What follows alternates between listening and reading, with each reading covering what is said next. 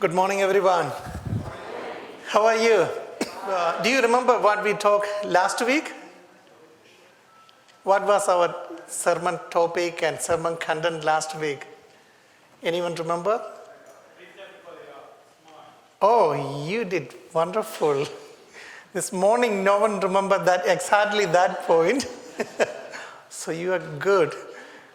Francisco, my landlord, he's great.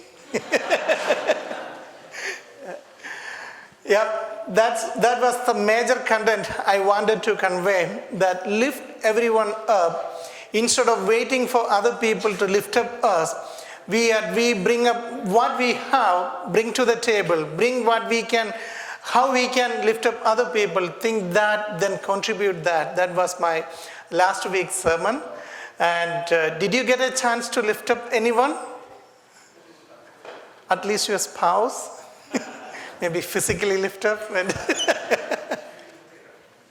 Sometimes I try to do that. One time I almost broke my arm, shoulder. Yeah. If you didn't get a time, if you also please greet each other. I don't know you. I was not here in the beginning. Please take your time to really greet each other deeply. So see others as representative of God. So do you want to greet each other with that understanding? Yes, should. Let us do that. And God is happy to see us happy and cheerful and hugging each other and shaking hands each other. That's the way we should lift others each other. And today, also, I encourage you to keep doing that with your family members, with your brothers and sisters, with your friends and your co-workers. Make that as a habit of you. It's a great asset in your character. It's a great thing you can develop as a person. You will be able to bring amazing results to the people around you. And today's reading, have you noticed what was that? Today we read, today's reading is from a book called The Way for Young People. And this is from, this book is compiled with the parts of different sermons by true parents. And some of them are from early 60s and 70s. And I was reading one speech that is from 1971. And it's an amazing guidance, not just for young people, even though it says it's the way for young people. Maybe Father did that because that time we probably had only young people as our members. Like in 70s, can you imagine any of you sitting there in 1970, 71? I wasn't there at all. I'm born in 73, so it was before my time. So I can imagine, or if somebody was there, all of you must be really, really young. That's why Father said, this is the way for young people. But I strongly believe, when I read that, I could say it is amazingly useful for me. And no matter how old we are, what is our age, this amazing wisdom Father has given, it's for the entire humanity. And this particular chapter is talking about human relationships with words and things. And that is the whole chapter is talking about.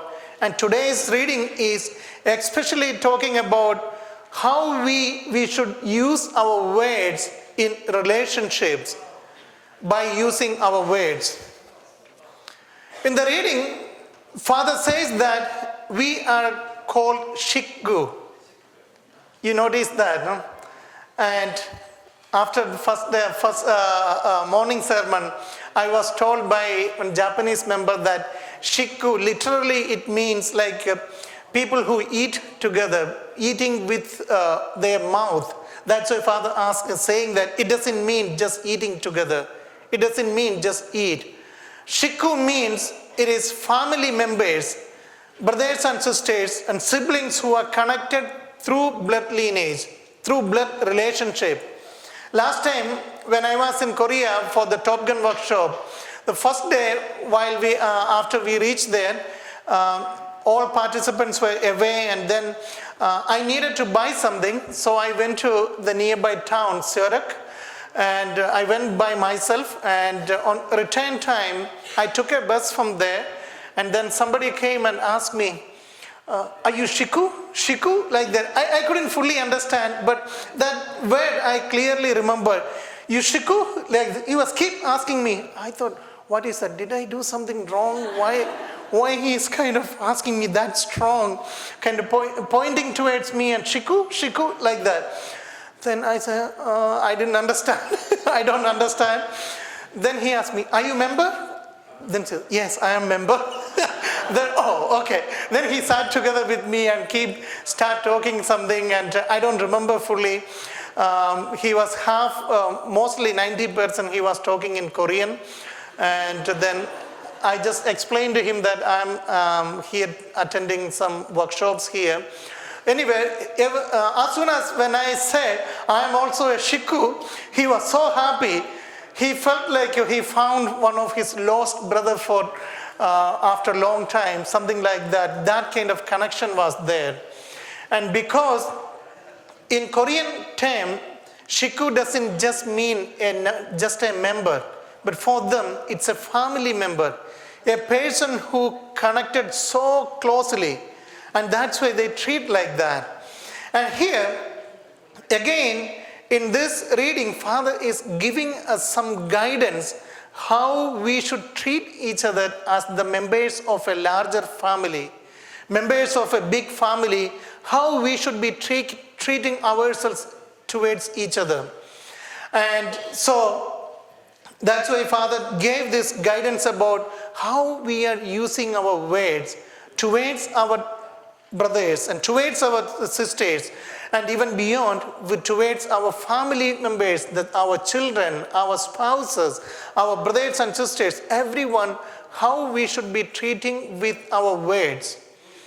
And you may wonder why Father is talking about this, talking about words, how we should use words extensively and giving this very, very strong guidance about using our words. Why is that? Let me use one Bible passage. This is from James chapter 3, verse 4 and 5. Or take ships as an example. Although they are so large and driven by strong winds, they are steered by a very small rudder, wherever the pilot wants to go. Likewise, the tongue is a small part of the body, but it makes great boast. Here it says, our tongue, or the words coming from our mouth, is like a rudder for a large ship. And this huge, amazingly sized, these large ships are controlled by or steered by using a rudder, which is a small part below the bottom of below the water level. And when you turn that little by little, it actually turns around the ship, and wherever the ship wants to go, you can control with that. I know some of you were in Ocean Church. Some of you drive boats. I know Mr. Liba, you drive, do you call it driving a boat, or how do you call it? Yeah, I know you drive a boat. And I know you probably, I know you are fixing boats and things. You know that clearly that small part is very, very small. Sometimes when we take out the boat engine also, we can see that it's very small. But it controls the course of the voyage.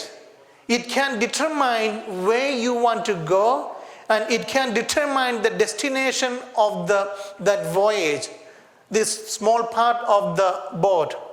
Just like that, our mouth, our tongue, and the words coming from our mouth, that actually determines the way, our direction of our life we are going. And not only direction, it determines the destination we will be able to reach. And that's why Father is talking about this. Father talks about this because if we properly use our tongue, if the right words come out of our mouth, our life will be right.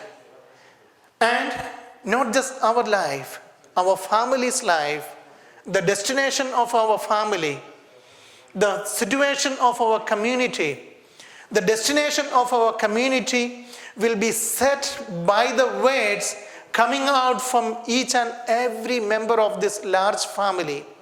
That's why Father is saying, I cannot tolerate anyone using your tongue, using your mouth badly, then coming out bad words from your mouth. You should not use that. That's why this is the reason, because this is the only thing which completely controls the destiny of our movement, destiny of our families and each and every one of us. And I remember it is not just for us. I remember I had a neighbor who is little bit in their around 50s that time. That is almost 20 years back I'm talking about. While I was around 17 years, we moved to one part of our town, and then we had started having this neighbor. Then somehow, for some reason, I used to visit him very often. I remember all the time when I visit him, he would always say, oh, my life is so bad. I know I'm getting older. I know my children are not going to take care of me. Somehow he always say that. And then I tell him that, oh, how do you know that? Your children are so nice and they are going to take care of you. Don't worry about that. But no matter how many times I say, he would always say, I know my life is going to be bad. I know they are not going to take care of me. They are too much money-minded. And I know he is a little bit money-minded. So probably he thinks his children become like that. Probably that's why he is worried. But he would over and over, he would talk about that. And if I sat with him for like a half an hour, he would say that at least 5-6 times he will say that. And then years after, if I look towards his life right now, it's true. It's true. Nobody is taking care of him. And in a practical note, I would see like nobody want to be around him because he always talked this negative things. He would never say anything good coming up or oh, it's so tough and no one want to take care of me and look at these bad kids and something like that. And maybe I believe that by repeatedly saying that, he made that. He created that kind of miserable life for himself. He was the only one prophesying about his life, and then he created that for him and his wife. And then they made this miserable life. Not others, not even his children. It's by him he did that. Probably by listening over and over, then maybe his children thought, okay, maybe that's what he wants. Isn't it? And that's what happens when we try to talk about, God has given us amazing talents. God has filled us with the potential to reach anywhere, reach any heights in our life. Then we are the ones who should decide up to what point I should grow. Up to what point, up to what level I want to go, that's a decision for me. Then I should believe, I should talk about that, then I need to claim, I need to capture that. It's up to us. God has given everything else we needed. But there are many people who just profess, who don't believe in the promise of God, who doesn't want to talk about anything God shared with them, but who just want to convince themselves as the victims of other people. Then they keep talking and talking about that, and then ultimately they victimize themselves. And believe me, That's not the way. We should be creating our life in a positive way. And when we do this, it is not only for our life. When we create, when we prophesy something, I am going to be amazingly victorious. Today, we all listen to our beautiful band, and they are doing this amazing contribution every week, week after week, and then they are determined to do that. And they know they are doing the right thing, and they are determined to do again every week. Come on this Sunday morning and worship God, and true parents, worship God together with all of us. Bring glory to God, bring glory to our true parents and all of us, and they determined to do so. And that's the way musicians can be. And same time, they can choose saying that, oh, my song, no one likes that. I don't want to do that anymore. Look at all of that members. I don't think anyone likes that. So I don't want to go to anything. They can do that. But they do this in order to uplift everyone. Do you enjoy that? I enjoy that. And because of that, we have an amazing situation here.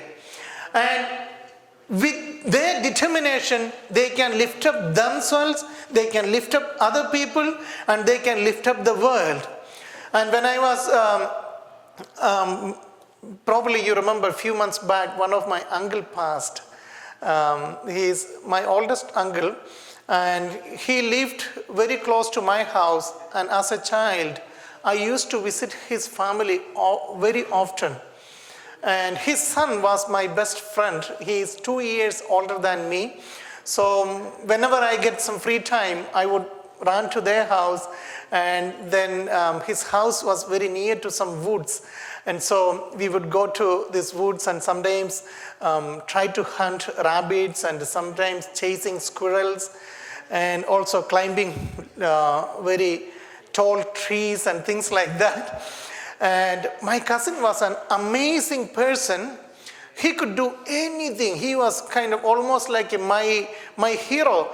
And also I remember he could make his own toys. And somehow I still can't understand how he managed to make that. Like self-running small cars. And also he made, one time I remember he made a steam engine.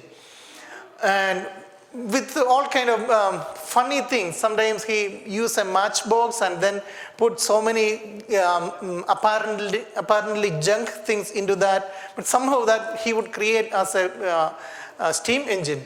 I'm surprised. And this person, this amazing person, is always told by his father, always say, oh, you are such a useless person. I remember he repeatedly say, my uncle would say to my cousin, say that, why you are playing with this garbage? Leave that and do something meaningful. You are so useless. You don't talk to anyone. You don't go and play with many people, and you just stick around here. And then this kind of, he always keep telling this kind of insulting words to my cousin. I know in heart he loved his son. He wanted his son to be kind of maybe even better than who he was that time. But I remember my cousin didn't like that. And same time, I did not like that. And somehow sometimes I would say something back to my uncle saying that, oh, don't say that. I know he is really great. And I like what he makes and things like that. But somehow my uncle always said that. And then my cousin went to college and he's a science graduate.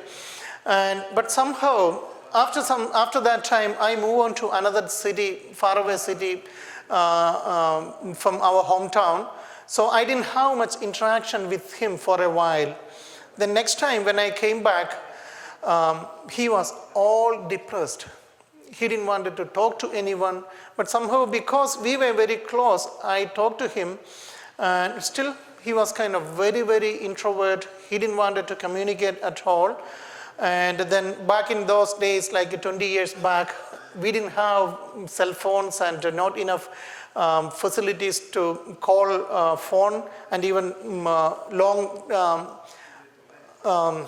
telephone calls were also very, very costly. So somehow we didn't really communicate over that time period.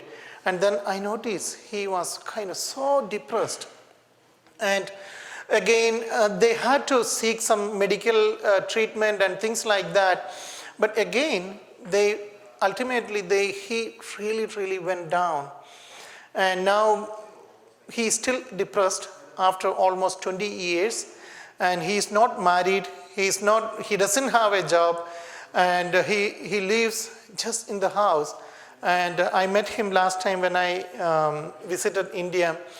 His situation always, that's one of the biggest difficulty I have. And I often, even in nighttime also, I cannot sleep by thinking about him. And I strongly believe the only reason he became like that is my uncle's talk, and uncle prophesied that, and probably my cousin believed that. And neither he could not overcome, and maybe my uncle was thinking like he is trying to get him out of that, but it did not help. And that way I see that somebody is created by the words, and some people, if strong enough, they could shake it off and go overcome, but somehow my cousin could not do that. And for me, that's a very, very strong lesson for me to raising up our children. And when sometimes we get angry with our children, and when we scold, and most of the time we are doing that with the utmost sincerity. We want them to be in a better position. We want to raise our children with the proper etiquettes and the proper traditions in their life, or sometimes we want them to really become excellent in studies. So get frustrated, we may scold them and yell them, but never just leave it like that. Always lift up them. Even if your children are not so great with doing that, all the mathematics problems they have, still they are a child of God who has amazing talents in many, many different areas. And never say abusive words to your children. Not just your children, to anyone around us. By using our words, we are creating someone. We are creating an individual. We are creating a character for an individual, as well as we are creating ourselves. So believe that, and please be serious about using words. And please pray for my cousin. His name is Francis. He's kind of still very smart. When I talk to him, he doesn't talk to anyone, but somehow he likes to talk to me. And then when I talk to him, I can see he still have that great smartness he had. He's an amazing painter. He can do all kind of things, but very, very depressed. Pray for him. His name is Francis. And also, I want to share another Bible passage from James 3:9-10, which says that with the tongue we praise our Lord the Father, and with it we curse human beings who have been made in God's likeness. Out of the same mouth come praise and cursing. My brothers and sisters, this should not be. This is talking about the same thing, affirming what I said.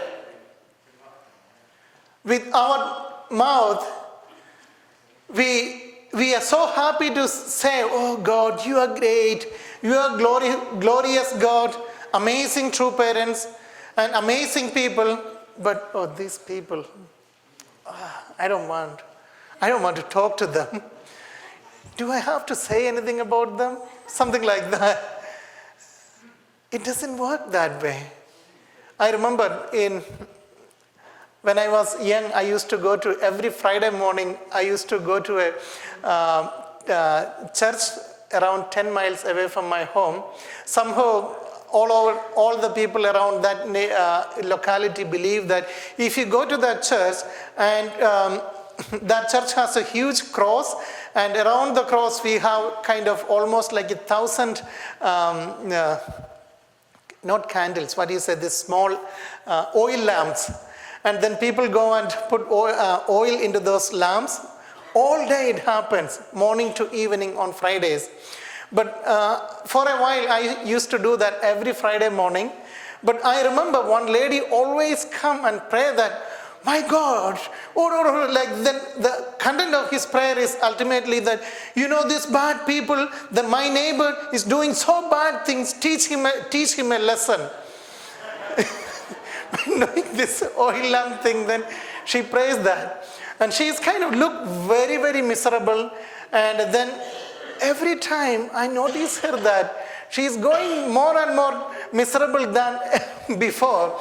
But she keeps that prayer, cursing other people, asking God to punish other people. It doesn't work. She get punished by herself. And anyway, this kind of funny things happens a lot. And cannot work that way. And here, this is called kind of trying to kill someone, or trying to, you have heard that, you know the word assassination, no? Isn't it? Means killing, assassination. Is that right pronunciation? And have you heard about character assassination? What does that mean? Killing someone's character. Like you ruin someone and kind of really destroy a person. And that's what sometimes happens by using words. And many times we can see like people gossiping about other people, talking about people when they are not present.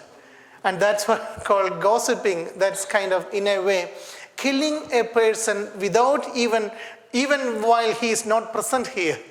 Very easy, isn't it? Do you agree with that?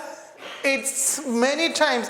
The reason why I was talking about that, few weeks before I was talking to one of my close friend here, but somehow he told me that many times when we have a meeting or when we have some kind of conversation, that conversation easily slip into a gossip, very easily.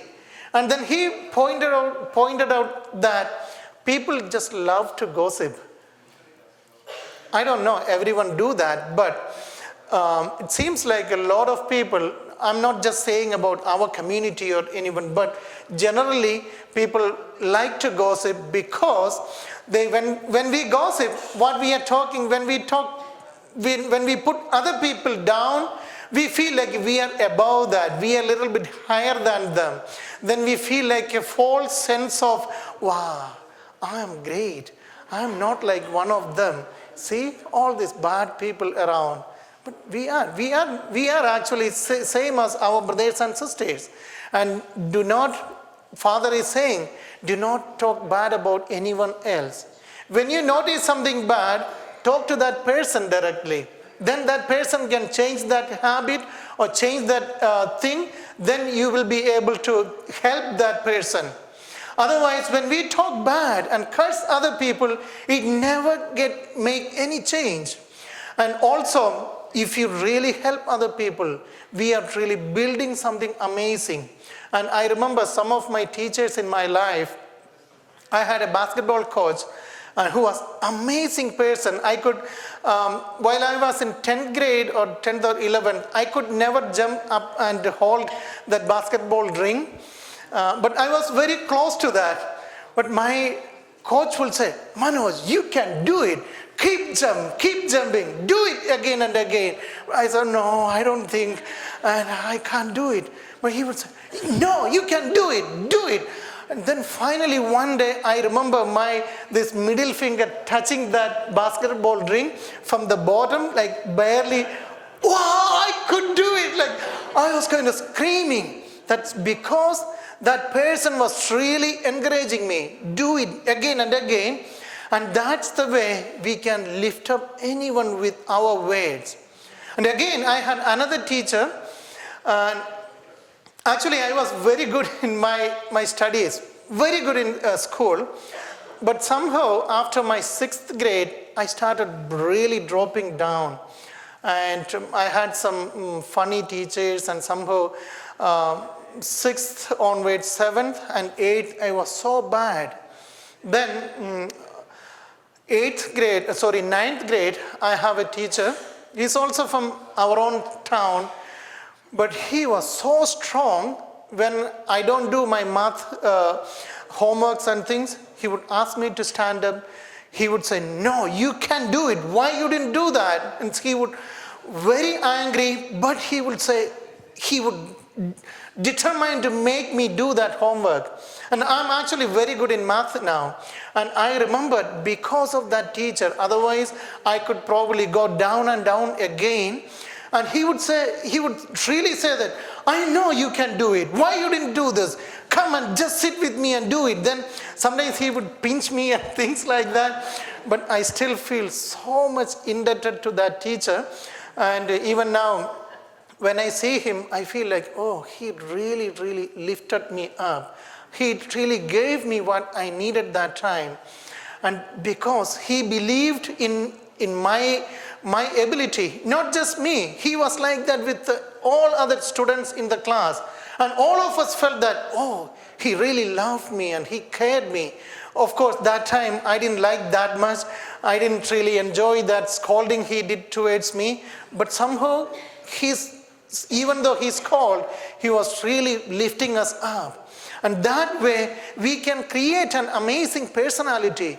Because of him, I was able to get good grades in my 10th and 12th grade exams, and that's why I was able to go to a college nicely. And that's what we have to do with other people. And I know many of you are teachers, and here we have Victor and Raymond sitting there, and many teachers. And you are, Mrs. Christine and Mrs. Ellen, so many teachers we have. And you all are kind of lifting up all those kids you are teaching. And by doing that, you are even contributing to a community he or she will be involved. And all this by using good words from you, by just using uplifting words, encouraging words. And that's through that, we can build a community. And we can build a society. We can build something really, really great. But at the same time, if we don't use that properly, if we don't use that rightfully, what we do, we are destroying a person. Sometimes we destroy our own children. Sometimes we destroy our parents. Sometimes we destroy our neighbors, our co-workers. And wherever you go, try to use your words wisely. This very thing, even if you change this, lift up this and put it there, and I can put it back. But these words come out of our mouth, no one can take it back.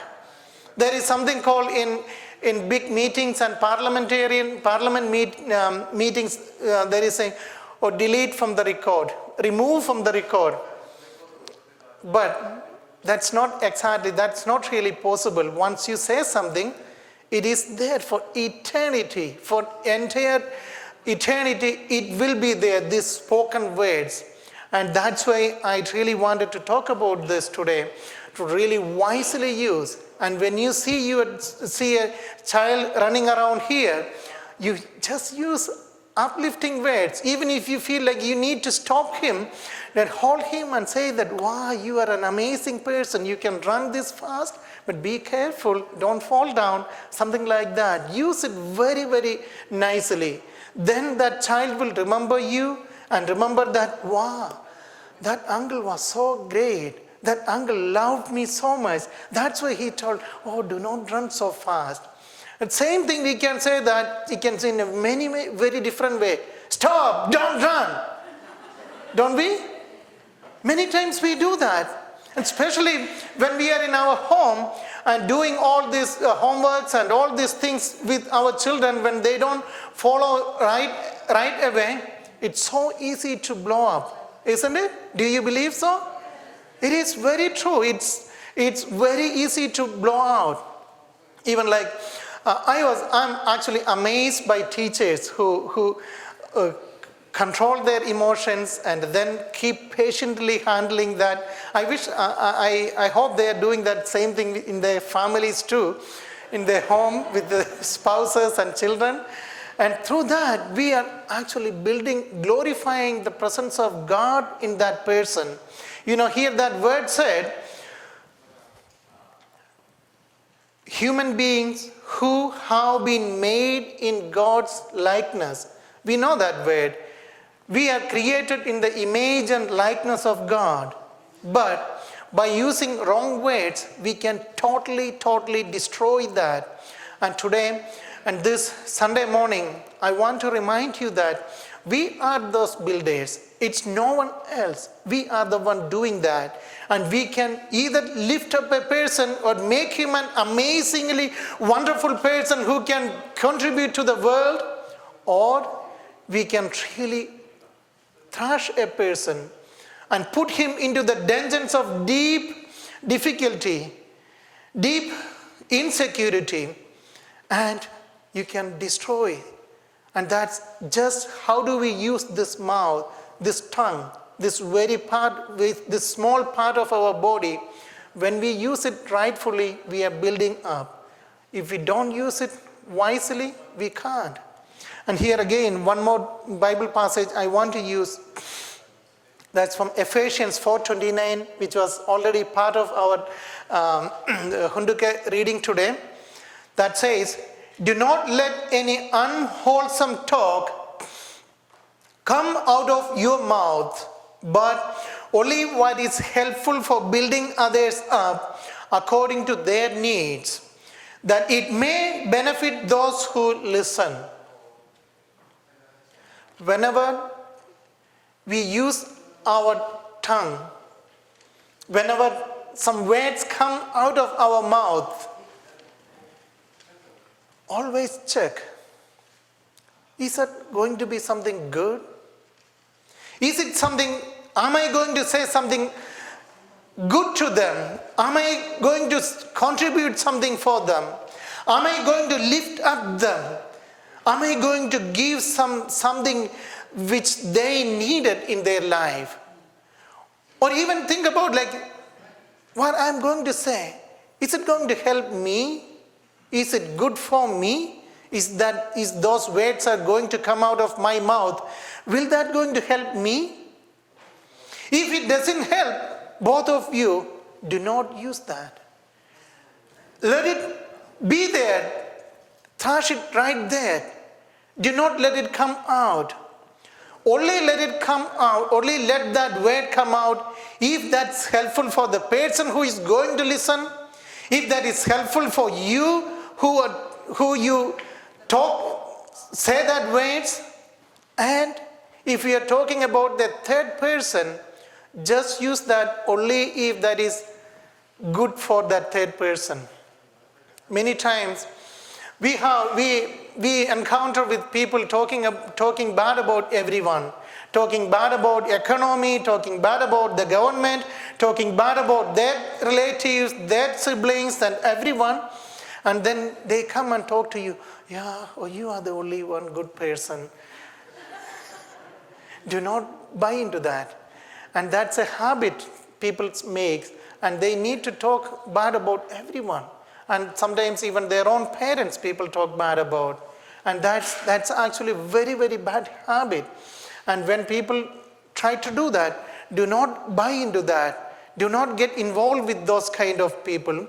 Maybe you can correct them and you can help people to become better. That will be very, very useful. And these words and this mouth God has given to us, this is to really make our destiny good. This is to guide our life. This is to guide our community's life. The words coming out of our mouth is the rudder, is the thing, is the very tool. It is going to determine the destination of our community, destination of this country, destination of my family's life, my own life. So please use that very, very wisely and encourage everyone to do that. And I know many of you are always amazingly good, divine, godly people, but do not get fooled by other people too. But help other people to become better people. Help other people to find God in their life. And you holy people, amazing people, I want you to really become even better. I want all of us to really make this country, lead this country with our right words. By rightfully using our words, we can lead this country and the whole world. May God bless you. Thank you so much.